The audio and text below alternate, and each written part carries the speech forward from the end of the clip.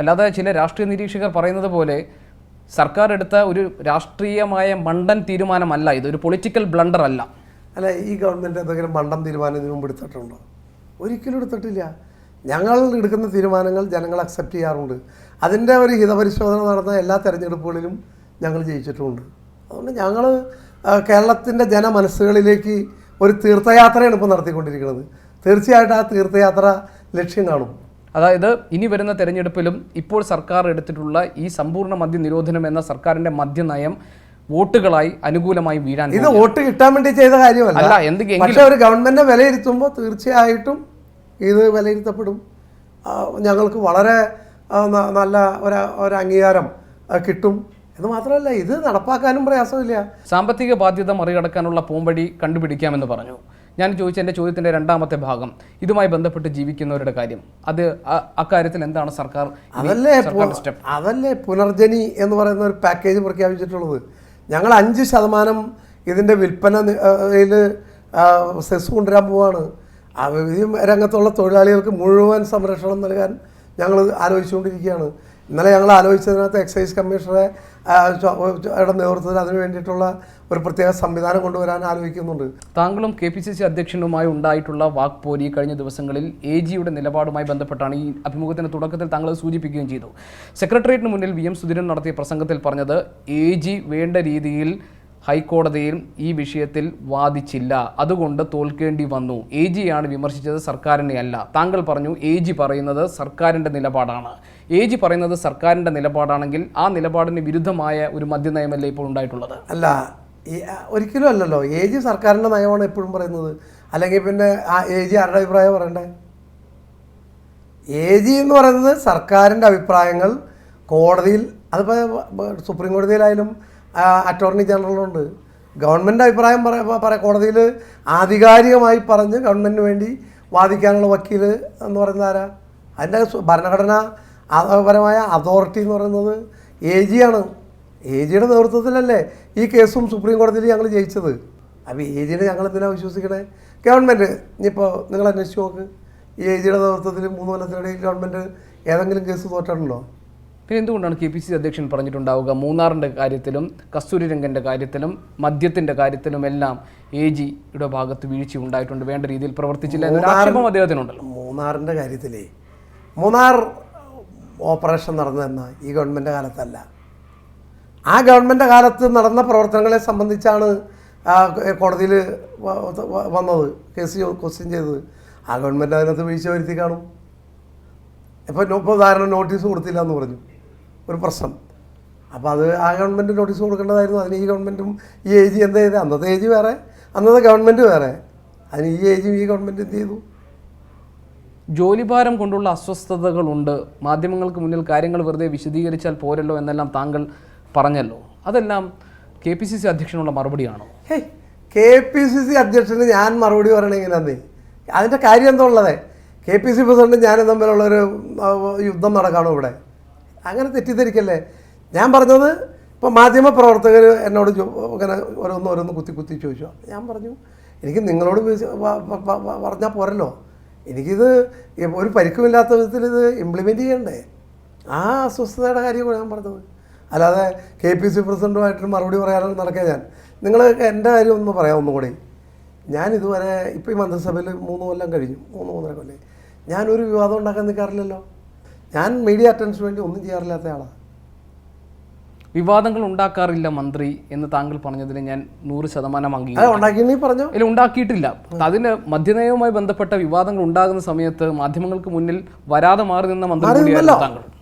ഞാൻ തമാശയ്ക്ക് എല്ലാവരോടും പറഞ്ഞു, എൻ്റെ നാൾ ഉത്തരമാണ്, എനിക്ക് എൻ്റെ ജാതകവശാൽ സമയം മോശമാണ് എന്ന് പറഞ്ഞ് ഞാൻ ഒരു ഇൻ്റർവ്യൂവിനും പോയിട്ടില്ല.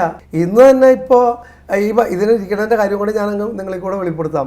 നിങ്ങളുടെ ചാനലിൽ നിന്ന് എന്നോട് ഒരു 50 പ്രാവശ്യമെങ്കിലും കഴിഞ്ഞ 3 മാസത്തിനുള്ളിൽ വിളിച്ചിട്ടുണ്ട്. ഞാൻ ഒഴിഞ്ഞു മാറിയത് ഞങ്ങളുടെ ഉത്തരവാദിത്തമാണത്. അല്ല, ഞാൻ ഒഴിഞ്ഞു മാറിയത് കാരണം എന്താ വെച്ചാൽ നിങ്ങൾ മീഡിയ പ്രവർത്തനം എന്ന് പറഞ്ഞത് നിങ്ങളുടെ റേറ്റിംഗ് വർദ്ധിപ്പിക്കാൻ വേണ്ടിയുള്ള മീഡിയ പ്രവർത്തനമാണ്. അതിനുവേണ്ടി നിങ്ങൾ വിവാദപരമായ ചോദ്യങ്ങൾ ചോദിക്കും. ഞാൻ എന്തെങ്കിലും പറയുമ്പോഴേക്കും അത് നിങ്ങൾ വലിയ വിവാദം. സർക്കാർ സുപ്രധാനമായ ഒരു നയം കൊണ്ടുവരുമ്പോൾ മാധ്യമപ്രവർത്തകർ ചോദ്യം ചോദിക്കേണ്ടതാണോ മന്ത്രി പറയുന്നത്? തീർച്ചയായിട്ടും സർക്കാരിനെ നല്ല വഴിക്ക് നടത്തുന്നതിന് മീഡിയ പ്രവർത്തനം, സൃഷ്ടിപരമായ മീഡിയ പ്രവർത്തനം ആവശ്യമാണ്. പക്ഷേ മീഡിയകളിൽ ഇപ്പോൾ കേരളത്തിൽ ചെയ്തുകൊണ്ടിരിക്കുന്നത് എല്ലാ മീഡിയകളും അതാണെന്നുള്ള അഭിപ്രായം എനിക്കില്ല. മിനിസ്റ്റർ, ഞാൻ തുറന്നു ചോദിക്കട്ടെ, സർക്കാർ മദ്യനയം കൊണ്ടുവന്നു, ഏകകണ്ഠമായി നിങ്ങളെല്ലാം അത് കൊണ്ടുവരുന്നു എന്നാണ് നിങ്ങൾ അവകാശപ്പെടുന്നത്. യഥാർത്ഥത്തിൽ AI വിഭാഗങ്ങൾ തമ്മിൽ ഇതിൽ പ്രശ്നങ്ങളില്ലേ? VM സുധീരൻ സർക്കാരിനെ പ്രതിസന്ധിയിലാക്കി സ്വന്തം പ്രതിച്ഛായ മുന്നോട്ട് വയ്ക്കുകയാണ് എന്ന ആക്ഷേപം പ്രവർത്തകർക്കിടയിലില്ലേ? അല്ല, ഞാൻ വിചാരിച്ചോട്ടെ, ഞങ്ങളുടെ ഇടയിൽ എന്ത് പ്രശ്നമുള്ളത്? ഇപ്പോൾ ഇവിടെ ബൂത്ത് തിരഞ്ഞെടുപ്പ് നടന്നു, എത്ര ഭംഗിയായിട്ട് നടന്നു. കേരളത്തിലെ കോൺഗ്രസിൻ്റെ എത്ര ഭംഗിയായിട്ട് നടന്നു. ഒരു തർക്കമില്ല. കോൺഗ്രസിൻ്റെ രക്ഷയ്ക്ക് വേണ്ടി എല്ലാവരും ഒറ്റക്കെട്ട. പക്ഷേ കോൺഗ്രസിനെ അല്ലെങ്കിൽ കോൺഗ്രസിൻ്റെ ഗവൺമെൻറ്റിനെ ദുർബലപ്പെടുത്താൻ ഏതെങ്കിലും ഭാഗത്തുനിന്ന് എന്തെങ്കിലും പരിശ്രമം ഉണ്ടെങ്കിൽ അത് കോൺഗ്രസ് പ്രവർത്തകർ ഒരിക്കലും സഹിക്കില്ല. താങ്കൾ പറഞ്ഞു മുഖ്യമന്ത്രിയും മറ്റുള്ളവരും തമ്മിൽ അല്ലെങ്കിൽ പാർട്ടിയും സർക്കാരും തമ്മിൽ പ്രശ്നങ്ങളുണ്ട് എന്നെല്ലാമുള്ള ഊഹാപോഹങ്ങൾ ഉണ്ടാക്കേണ്ട കാര്യമില്ല എന്ന് പറഞ്ഞു. KPCC അധ്യക്ഷൻ VM സുധീരൻ അദ്ദേഹം ചാർജ് എടുത്തപ്പോൾ തന്നെ പറഞ്ഞത് ഐക്യത്തോടുകൂടി ഈ പ്രസ്ഥാനത്തെ നമ്മൾ മുന്നോട്ട് കൊണ്ടുപോകണം, വിവാദപരമായ പ്രസ്താവനകൾ, പരാമർശങ്ങൾ ഉണ്ടാകാൻ പാടില്ല. ഏറ്റവും ഒടുവിൽ അദ്ദേഹം നൽകിയ അഭിമുഖം മീഡിയ വണ്ണാണ്. അതിൽ അദ്ദേഹം പറയുന്നത് K കരുണാകരനെ പിന്നിൽ നിന്ന് കുത്തിയവർ പലരും ഇന്ന് ഉന്നത പദവികളിൽ ഇരിക്കുന്നുണ്ട്. ഇത് ഉമ്മൻചാണ്ടിയെ ഉദ്ദേശിച്ചാണെന്ന് ഒരു വിഭാഗവും അതല്ല രമേശ് ചെന്നിത്തല ഉദ്ദേശിച്ചാണെന്ന് മറുവിഭാഗവും പറയുന്നുണ്ട്. ഇങ്ങനെയെല്ലാമുള്ള പരാമർശങ്ങൾ നടത്തുന്നത് ഞാൻ നേരത്തെ സൂചിപ്പിച്ചതുപോലെ പാർട്ടിക്കകത്ത് പ്രശ്നങ്ങളുണ്ട് എന്ന് നമ്മുടെ സംശയം ബലപ്പെടുത്തുന്നതല്ലേ? അല്ല, ഞാനതിന് മറുപടി പറഞ്ഞാലേ വിവാദമാവും. നിങ്ങളൊരു കാര്യം ചെയ്താൽ മതി, ഒരു 90s തൊട്ടുള്ള കേരളത്തിലെ അല്ലെങ്കിൽ ഒരു 90s അല്ല, ഒരു 10-35 കൊല്ലത്തെ കേരളത്തിലെ മൊത്തം രാഷ്ട്രീയ ചരിത്രം, കോൺഗ്രസ് രാഷ്ട്രീയ ചരിത്രത്തോടൊന്ന് പരിശോധിച്ചാൽ മതി. അപ്പോൾ ആരൊക്കെ കുത്തിയെന്നോ ആരൊക്കെ കുത്തിയില്ല എന്ന് വളരെ ക്ലിയറാണ്. ഏതായാലും ഞാൻ കുത്തിയിട്ടില്ല, ഞാൻ അതിനുള്ള കുത്താനുള്ള ആളുമല്ല. നമ്മളൊക്കെ വളരെ അശു ആയിട്ടുള്ള ആളുകളാണ്. പക്ഷേ കുത്തിയവരും കുത്താത്തവരും ആരാന്നുള്ളത് കോൺഗ്രസ് പ്രവർത്തകർക്കെല്ലാം അറിയാം. അതിനെക്കുറിച്ച് ഞാനിപ്പോൾ ഒരു വിവാദത്തിനില്ല. അങ്ങനെ പറഞ്ഞാൽ, മറുപടി പറഞ്ഞാൽ അത് വിവാദമാകുമോ? തീർച്ചയായിട്ടും വിവാദമാകും. അതുകൊണ്ടാണ് പറയാത്തത്. സംസ്ഥാനത്തെ വ്യാജമദ്യ ഒഴുക്കാൻ വേണ്ടിയുള്ള നിഗൂഢമായ ചില ശ്രമങ്ങൾ നടക്കുന്ന റിപ്പോർട്ടുകൾ കിട്ടിയിട്ടുണ്ടെന്ന് ആഭ്യന്തരമന്ത്രി പറഞ്ഞു. ഇത് കർശനമായി നടപ്പാക്കുന്നത് താങ്കൾ തന്നെ പറഞ്ഞു. രാവിലെ 2 എണ്ണം അടിച്ചില്ലെങ്കിൽ കൈവിറയ്ക്കുന്ന ആളുകളുള്ള ഒരു സംസ്ഥാനമാണ് കേരളം. ഇവിടെ ഇത് നടപ്പാക്കുമ്പോൾ വ്യാജമദ്യം വരാതെ അല്ലെങ്കിൽ ഇവിടെ ഉണ്ടാകാതിരിക്കാൻ വേണ്ടിയുള്ള നടപടികൾ സ്വീകരിക്കുന്ന കാര്യത്തിൽ എത്രത്തോളം ജാഗ്രതയുണ്ട്? അല്ല, ഞങ്ങൾ വളരെ ജാഗരൂകരാണ്. പക്ഷേ ഒരു പരിമിതിയുണ്ട് ഞങ്ങൾക്ക്. കാരണം അത് ഞാൻ മന്ത്രിസഭാ യോഗത്തിൻ്റെ മുമ്പാകെ ആ കാര്യം സൂചിപ്പിച്ചിരുന്നു. അടുത്ത ബുധനാഴ്ച വീണ്ടും അത്തരം കാര്യങ്ങൾ ചർച്ച ചെയ്യാൻ വെച്ചിരിക്കുകയാണ്. കാരണം എക്സൈസ് ഡിപ്പാർട്ട്മെൻറ്റിന് വളരെ ഒരു സ്കെൽട്ടൺ സ്റ്റാഫുള്ളൂ. അത് എക്സൈസ് ഡിപ്പാർട്ട്മെൻറ്റ് ഗവൺമെൻറ്റിന് എക്സൈസും ഇവിടെ കോർപ്പറേഷനും 9,000 കോടി രൂപയോളം എല്ലാ കൊല്ലവും കൊടുക്കുന്നുണ്ട്. എക്സൈസ് എന്ന് പറഞ്ഞാൽ പ്ലാൻ ഫണ്ട് പോലും ഇല്ലാതിരുന്നൊരു വകുപ്പാണ്. പഴകി ദ്രവിച്ച ജീർണിച്ച ഓഫീസുകൾ, സ്റ്റാർട്ടാകാത്ത ജീപ്പുകൾ, ഇതൊക്കെയായിരുന്നു എക്സൈസ്. ഞങ്ങളിപ്പോഴാണ് ഈ ഗവൺമെൻറ് വന്നേ പിന്നെയാണ് പ്ലാൻ ഫണ്ടിൽ കുറച്ച് പണം കിട്ടിയത്, വളരെ ചെറിയ തുക. സമ്പൂർണ്ണമായി ഒരു അവഗണിക്കപ്പെട്ട ഒരു ഡിപ്പാർട്ട്മെൻറ്റാണ് എക്സൈസ് ഡിപ്പാർട്ട്മെൻറ്റ്. ഇപ്പോൾ ഞങ്ങളുടെ കണക്ക് പ്രകാരം 12 താലൂക്ക് പുതുതായിട്ട് രൂപീകരിച്ചു കേരളത്തിൽ ഈ ഗവൺമെൻറ് വന്നതിന് ശേഷം, പട്ടാമ്പി ഉൾപ്പെടെ. അപ്പോൾ ആ 12 താലൂക്കിലും എക്സൈസ് സർക്കിൾ ഇൻസ്പെക്ടർ ഓഫീസ് വേണം. അതുപോലെ പുതിയ പ്രശ്നം അതിർത്തികളിൽ, ഏറ്റവും കൂടുതൽ അതിർത്തികളിൽ പ്രശ്നങ്ങളുണ്ടാവും. ഓണക്കാലത്ത് ഞങ്ങൾ സ്പെഷ്യൽ ഡ്രൈവ് എല്ലാം നടത്തിക്കൊണ്ടിരിക്കുന്നുണ്ട്. പക്ഷെ അതിർത്തികൾ വഴി ധാരാളം പഴുതുകൾ ഉണ്ടാകാം. ജീവിതത്തിൽ ലഹരി ഉപയോഗിച്ചിട്ടേ ഇല്ലാത്തൊരു മന്ത്രി, ചായയും കാപ്പിയും പോലും കുടിക്കാത്തൊരാൾ, താങ്കൾ പിന്നെ എങ്ങനെ മദ്യ ലോബിയുടെ ആളാണ് എന്ന് ചിത്രീകരിക്കപ്പെട്ടോ? ചിത്രീകരിക്കാനായിട്ട് എനിക്ക് ദുഃഖമുണ്ട്. നീ പറഞ്ഞത് ശരിയാണ്. ഞാൻ ഇതുവരെ ഒരു ലഹരിയും ടേസ്റ്റ് ചെയ്യുക പോലും ചെയ്യാത്ത ആളാണ്.